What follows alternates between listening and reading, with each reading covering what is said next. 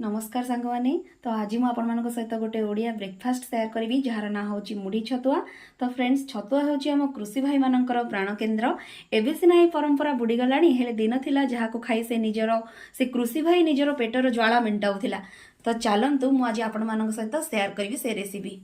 तो चलतु एवं किसी बादाम भाजी नवा फ्रेंड्स।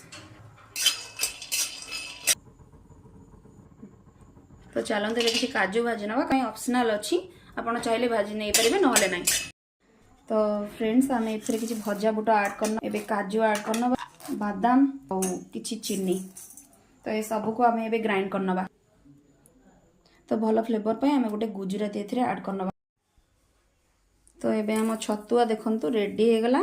आपण आपको क्षीर कदली सहित चकटी खाई पारे टे अमूल पाउडर पकई पारे। आउ ए सांग मैंने मुझे देखा गोटे नुआ रेसिपी सहित। जय जगन्नाथ।